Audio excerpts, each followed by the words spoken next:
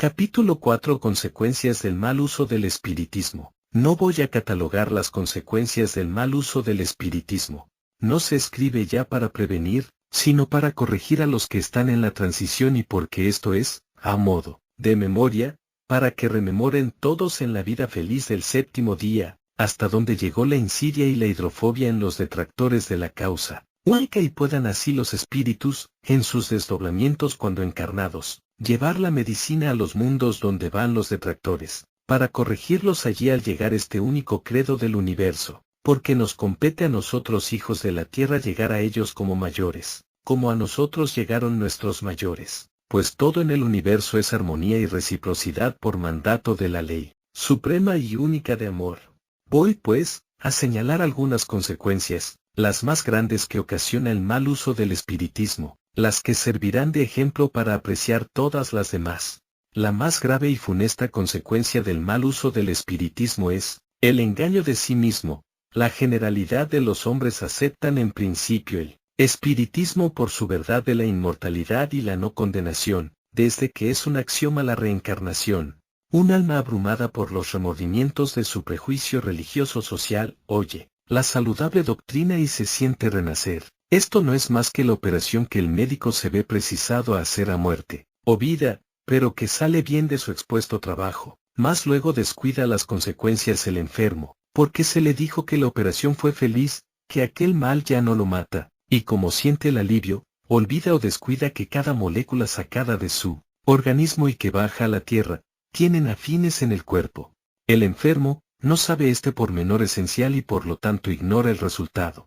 físico, psicológico que puede operarse entre las moléculas disgregadas, afines de las que están en el cuerpo y viene la defección, después de haber recibido el médico y el enfermo la alegría, el alivio y la felicitación de sus allegados y amigos. Si el doctor no sabe esta psicofisiología, comete imprudencia, pero la puede salvar tomando lección de un superior y generalmente la toman. Mas el enfermo, sintiéndose aliviado y oyendo que ya aquel mal no lo matará, descuida la pauta del doctor, a lo que le ayudan los amigos y allegados, que porque ya no oyen los ayes de antes, piensan que ya no hay cuidado o peligro que temer por darle un rato más de conversación inútil y aún algunos excesos, y cuando menos piensan, muere el operado por causa del abuso. Este es un ejemplo vivo y material de lo que pasa con el espiritismo en su mal uso y voy a individualizarlo para la buena comprensión de todos. El médico representa al espíritu guía, protector o afín que siempre tenemos con nosotros sobre todo en la aflicción,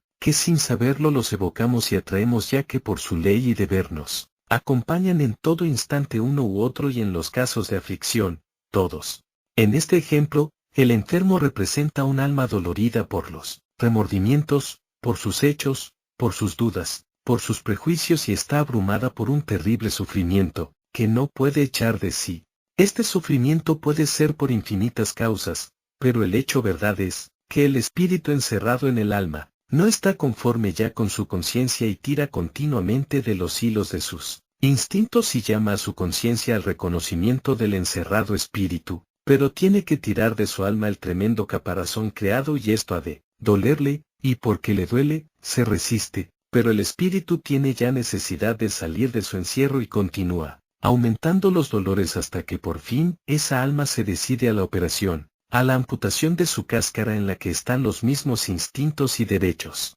Cuerpo animal, que nunca se decidiría a la operación, pero como los sufrimientos del alma se reflejan en el organismo y el cuerpo, sufre, cede este y se deja conducir por el alma, allá donde su espíritu escucha la voz del médico, que aquí son su guía, su protector o su afín.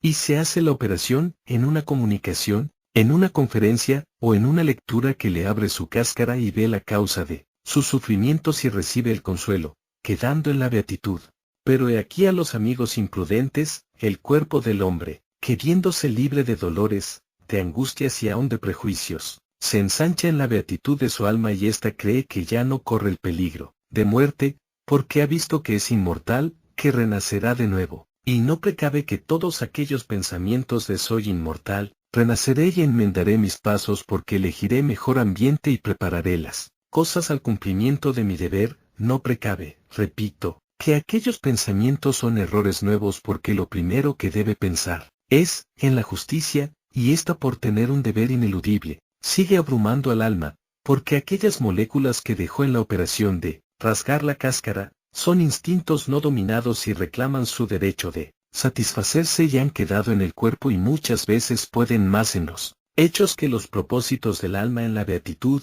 con los que cae en la inacción y son autómatas de voluntad ajena, o no admiten el trato de otros hombres y esto es al fin la muerte moral, que les hará sufrir mucho más que antes de romper la cáscara. La culpa es de su inexperiencia y acaba por no matar el prejuicio del que suena en su alma San Fulano, el divino Jesús y mil otras bisoñerías que hacen sufrir mucho más que el primer error en que vivieron y que era necesario arrancar de raíz y solo hicieron desmochar y así no arrancaron el prejuicio. De ese modo, la raíz tomó más fuerza, porque la abonaron con la beatitud, que es virtud falsa si no razona, y ninguno con prejuicios puede razonar. Por esto, la falta de energía los abate, los enmudece y se anonadan ante la magnitud sublime del espiritismo y es una muerte moral, con la agravante de no quererse defender por prejuicio. No le aprovechó la operación. Aquí hay una nueva víctima, el espiritismo mal comprendido. Pero sabe el espiritismo todo esto y lo sufre, porque ha de llegar a desengañar al operado. La causa del sufrimiento del espiritismo es por la ley que para todos es igual, pero el detractor se finge un espíritu de luz y aún el de verdad y le habla al recién operado y le enaltece la caridad, le habla del divino Maestro, de los santos, de los ángeles, en fin, de lo inimitable y consigue de ese pobre mucho más que consigue de los fanáticos de su religión o credo, porque ese pobre autómata, y sin razón, es un lunar, una mancha en la gran luz del espiritismo y dicen enfáticamente los detractores, he aquí un modelo de lo que son los espiritistas. Este es un extremo en el que caen muchos por el mal uso del espiritismo. El otro extremo es el fanatismo que suele ser y lo es, mucho más dañino aún que los sin voluntad y los imbéciles beatos, porque el fanático, aún razona menos que el otro, pero habla mucho y discute más sin observación y este es más víctima que el inepto beato,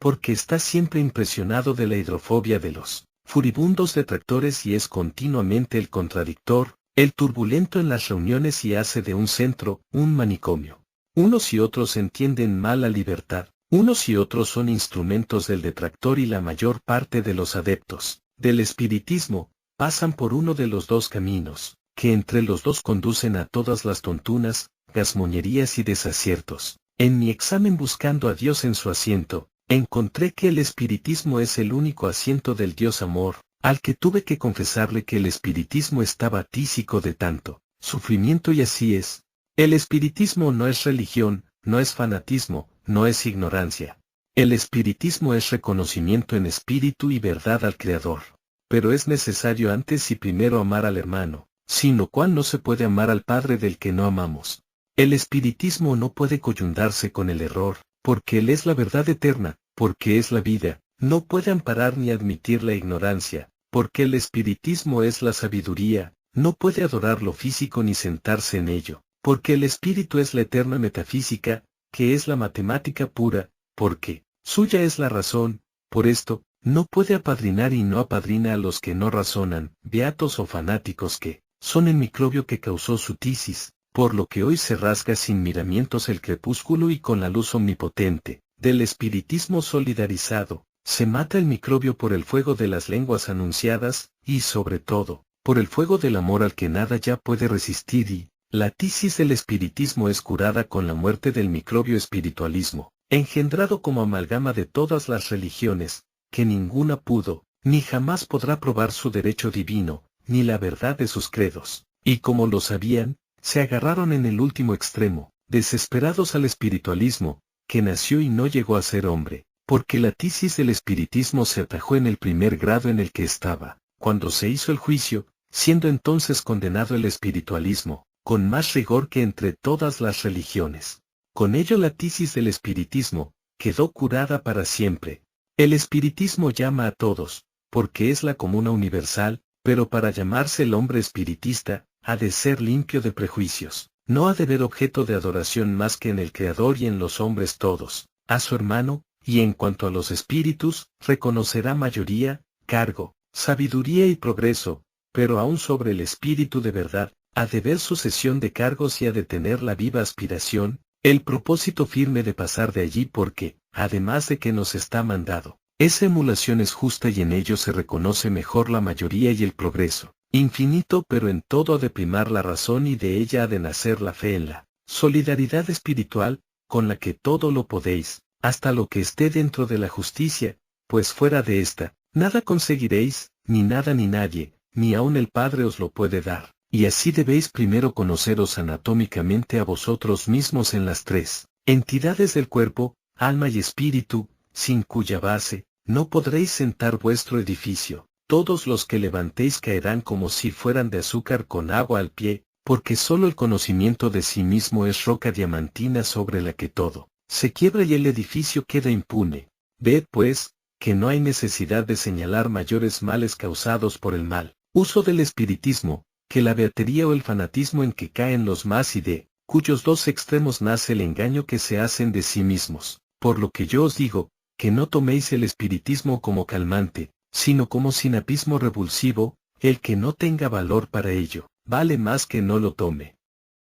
La causa, nada gana con soldados cobardes ni locos. Las batallas solo se ganan con soldados avisados, fuertes, cuerdos, estrategas y sabios. Los que no reúnen una de estas condiciones, son microbios de muerte y hay que quemarlos rasgándoles el crepúsculo. Si ciegan, al hospital, también aquel es morada del Padre.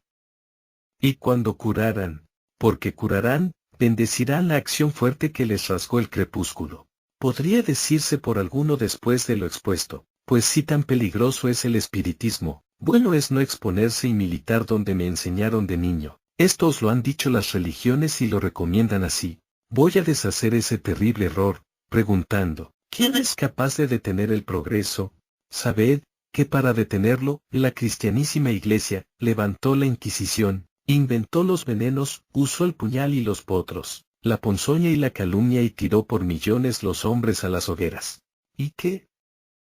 ¿Paró el progreso? Lo mismo pasó triunfante, aplastando tiaras y coronas. ¿No ha de ser así si el progreso es espiritual? No vale negar ni renegar del espiritismo. Él es el fin del progreso en los mundos de expiación y el credo de todo el universo.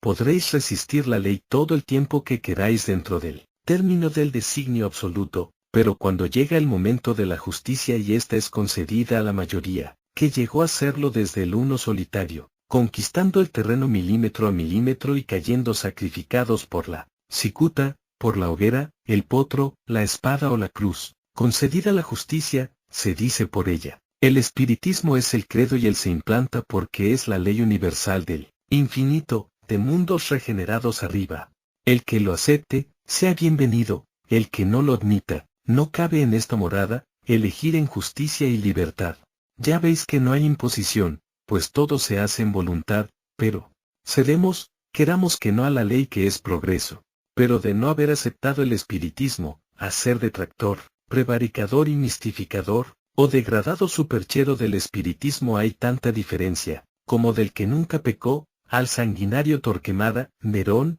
Vespasiano y otros. De esa comparación, ver con cuál os quedaríais. De seguro que os quedaríais con el inocente. Lo mismo hace la mayoría en el juicio en buena ley y justicia y nadie culpe a la ley y la justicia. Cúlpese a sí mismo, porque os habéis engañado vosotros mismos y habéis llevado el escándalo a los que caminaban de buena voluntad y originasteis la tisis que ha sufrido el espiritismo en la tierra. Y no vale no querer entrar por el aro, no hay más salida ni entrada en la vida que el espiritismo porque el espíritu es la vida y esta, el asiento del espiritismo, y el espiritismo el asiento del Creador, por lo que, el espiritismo es la vida eterna y continuada y esta la existencia del universo y si no, no existiría, y no puede ser que no sea lo que una vez fue porque todo es en él hoy, eternamente. No, en el espiritismo, no se puede ser débil, no se puede ser beato, timorato ni fanático.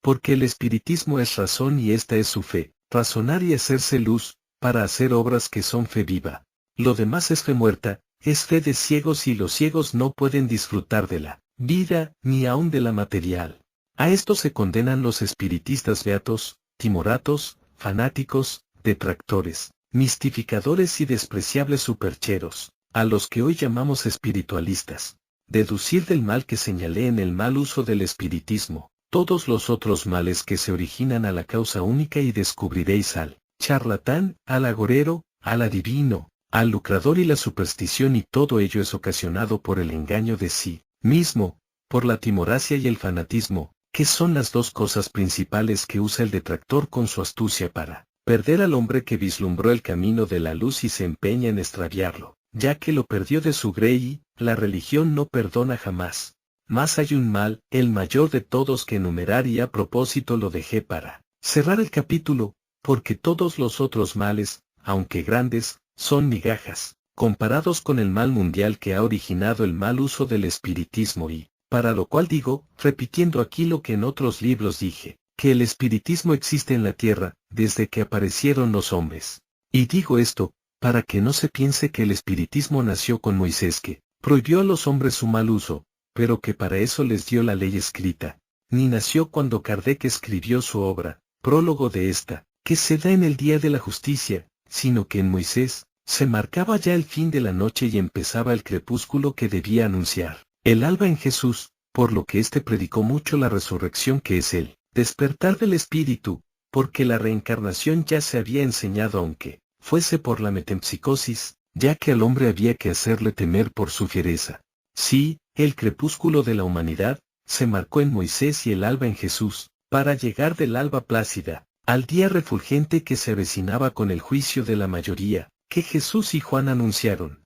Pero en Moisés, como en Jesús, y antes y después de ellos, el mundo está dominado por las religiones que son científicamente la negación del espiritismo y del gran Eloi. Los camaradas religiosos del espacio ven la obra que los ha de desalojar y mistifican todos los principios, para lo que usan la revelación, no solo inspirada sino por efectos físicos, como la cruz que vio Constantino y otros muchos en las terribles cruzadas, inspirándoles y hablándoles por muchos médiums que pasaron por santos, pero que todo fue obra de los detractores, porque tanto es el espiritismo para los demonios, como para los ángeles, usando el lenguaje de Abraham. La diferencia está en que los ángeles usaron como arma el amor y la vida, y los demonios, el odio y la muerte, pero a pesar de caer por ellos sacrificados los profetas, Mesías, apóstoles y misioneros, hasta las terribles hogueras de la Inquisición y las actuales guerras de religión y supremacía, del capital y del trabajador, así y todo sucumbe el odio y la muerte y triunfa el amor y la vida, pero se ha operado el mayor de los males, que es el haber convertido en crepúsculo tormentoso el plácido crepúsculo de Moisés y la belleza del alba de Jesús, pasando la humanidad, por la fuerza de la ley y la justicia, de la noche al día, sin disfrutar de la bella aurora. La culpa es del mal uso del espiritismo, porque las religiones tomaron la revelación, los efectos físicos y las comunicaciones de los detractores, denigrando al espiritismo y llegando al máximum de lo irracional, adorando a Jesús como a Dios para vilipendiarlo únicamente. De Moisés hasta Jesús, debió ser el crepúsculo sereno del razonamiento, y en Jesús debió empezar el alba pacífica y vivificante. De esa forma, en el siglo XV, habrían llegado los carros y lenguas de fuego anunciadas, que no son otros que los ferrocarriles y la electricidad dinámica, y con ellos, todo el progreso que hoy tiene la Tierra, y el hombre no lo disfrutó hasta que nacía el anunciado, que se señala por la obra de Kardec, porque había llegado la hora de la justicia. Así, el disfrute de 4 siglos del progreso máximo material, se ha reducido a 50 años y nadie lo disfrutó, porque solo se ha usado el progreso, para oprimir y destruir al hombre. Este es el mayor mal ocasionado solo por el mal uso del espiritismo, porque los detractores sabían que el espiritismo desalojaría religiones y supremacías, y en vez de progreso, en esos 4 siglos, el mundo ha presenciado las hogueras de la Inquisición y los más grandes desastres en las encarnizadas guerras de religión y supremacía que aún duran en estos momentos y que solo acabarán por la justicia divina, renovando la faz de la tierra moral y materialmente. Así se descubre el día de sol fuerte que dañará muchos ojos acostumbrados solo a la noche y no han podido hacer su vista a la luz, porque el crepúsculo y el alba fue una tormenta que lo convirtió en noche negra, y hoy, el sol de la justicia llega a su perihelio y potente, rasga el crepúsculo y las tinieblas huyen, despavoridas, llevándose envueltos a los detractores. El espiritismo les dice, paz en vuestras tumbas. Porque tumbas son de muertos que han de resucitar, los mundos a donde van por su ley. He aquí el punto en que debieron ocuparse los espiritistas que dicen que son, desde que les dio el prólogo Kardec, pero no quisieron llevar la guerra que inició aquel precursor. Como la habían de querer, si les recomendaban paz, mucha paz, los detractores a los timoratos, o encendían el fanatismo en otros que no podían ser beatos, para de sus hechos, sacar por fruto el desprestigio, la calumnia y al fin hacer la amalgama del espiritualismo, intentando una reforma religiosa, con tal de mantener un momento más la supremacía, pero al fin, todo se acaba y el crepúsculo se rasga, cae el error y se levanta triunfante y amoroso el espiritismo, sobre su pedestal, la vida eterna y continuada.